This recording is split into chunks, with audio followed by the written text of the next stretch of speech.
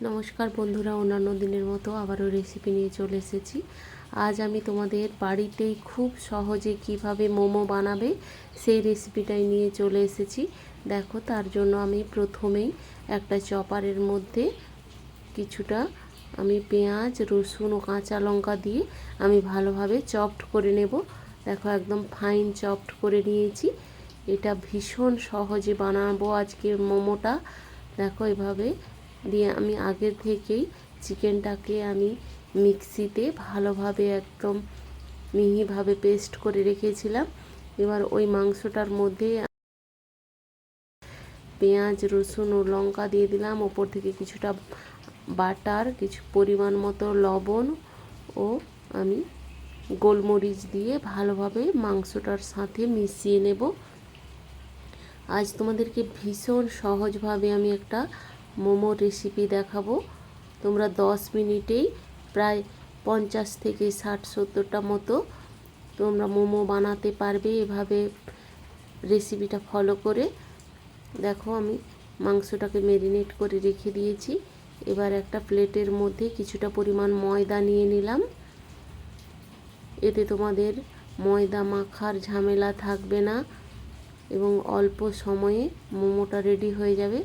দেখো, আমি পরিমাণ মতো মাংসের যে ম্যারিনেট করে রাখা কিমাটা নিয়ে আমি এভাবে ময়দার ওপর ভালোভাবে মিশিয়ে নেব। আবারও জলের মধ্যে ডিপ করে আবারও এভাবে 2 থেকে 3 বার আমি কোটিং করে এটাকে রেখে দেব।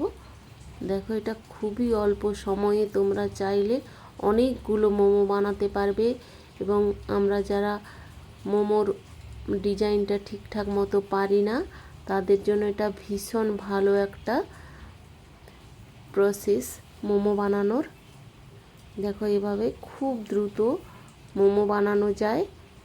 এটা ভীষণভাবে হেল্পফুল একটা রেসিপি। খুব সহজে, খুব তাড়াতাড়ি এটা অনেক সংখ্যায় মোমো বানানো যাবে এভাবে তৈরি করলে। এভাবে 2-3 বার এইভাবে জলে ডুবিয়ে আমি নর্মাল, এটা জল কোনো গরম বা ঠান্ডা জল না, নর্মাল টেম্পারেচারের জল, এভাবে ময়দার সাথে 2 থেকে 3 বার মিশিয়ে নিলেই কোটিংটা হয়ে যাবে ময়দার। দেখো, এভাবে আমি কয়েকটা করে নিয়েছি। এবার এদিকে কড়াইতে আমি জল গরম করে রেখেছিলাম আগের থেকেই। এবার ওই কোটিং করা মোমোর বলগুলো আমি এভাবে ফুটন্ত জলের মধ্যে দিয়েছি। অবশ্যই জলটা আগের থেকে ফুটিয়ে রাখতে হবে, না হলে ময়দাটা ঠান্ডা জল হলে খুলে যাওয়ার সম্ভাবনা থাকে। তাই অবশ্যই জলটা আগের থেকে ফুটিয়ে রাখতে হবে। এবার কিছুক্ষণ ঢাকনা দিয়ে আমরা মোমো যেভাবে স্টিম করি ওভাবেই আমরা বয়েল করে নেব মোমোটাকে। এখানে কয়েক মিনিট, 15 থেকে 20 মিনিট আমরা এভাবে বয়েল করে নেব। দেখো, মাঝে একবার আমি ঢাকনাটা খুলে আমি নেড়ে চেড়ে দেখেছিলাম। যখনই দেখবে এভাবে মোমোটা ফুলে ভেসে উঠবে তখনই তোমরা বুঝতে পারবে যে মোমোটা হয়ে গেছে। এভাবে একটা ছাঁকনির সাহায্যে আমরা মোমোগুলোকে তুলে নেব। আবারও আমি বাদবাকি কয়েকটা মোমো বানিয়েছি। একই জলের মধ্যে আমি আবারও বাদবাকি মোমোগুলো এভাবে আমি বয়েল করে নেব। তোমরা যদি একসাথে অনেক সংখ্যায় বয়েল করতে চাও তাহলে জলের পরিমাণ আরও বাড়িয়ে দিতে পারো। 3 থেকে 4 বার হয়ে গেলে তোমরা জলটা চেঞ্জ করে দেবে। তোমরা বুঝতেই পারবে জলটা অনেকটা মোটা হয়ে যাবে। এতে খুব সহজেই একেবারে কম সময়ে অনেক সংখ্যক মোমো বানানো যায়। অবশ্যই তোমরা এইভাবে একবার মোমো বানিয়ে দেখবে। এটা ভীষণ টেস্টি হয় ও অল্প সময়ে অনেক মোমো বানানো যায়। দেখো, আমার মোমো রেডি হয়ে গেছে। এবার আমি একটা চাটনি বানাবো মোমোর।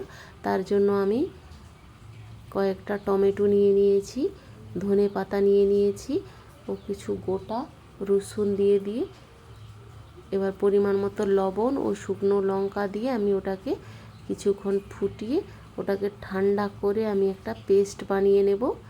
এভাবে তোমরা একবার মোমোর চাটনি বানিয়ে দেখবে, এটা ভীষণ সুন্দর হয় খেতে, মোমোর সাথে ভীষণ ভালো লাগবে।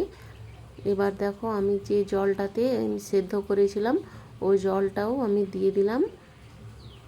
এবার একটা কড়াইতে আমি অল্প পরিমাণ তেল দিয়ে কিছুটা আদা ও রসুন আমি চপড করে রেখেছিলাম ওটা দিয়ে দিলাম তেলের ওপর, দিয়ে একেবারে লাল লাল করে ভেজে নেব।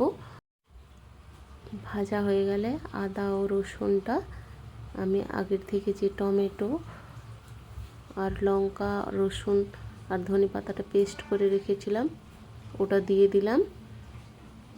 দিয়ে কিছুক্ষণ আমি ফুটিয়ে নিতে হবে। তোমরা যে যেমন চাটনিটার থিকনেস পছন্দ করো সেই রকমভাবে জলটা শুকিয়ে মিডিয়াম থিকনেসে এটা এলেই তখন পরিমাণ মতো লবণ ও পরিমাণ মতো লঙ্কা গুঁড়ো, তোমরা যে যেমন ঝাল খেতে পছন্দ করো সেই অনুযায়ী কিছুটা পরিমাণ লঙ্কা গুঁড়ো দিয়ে দেবে।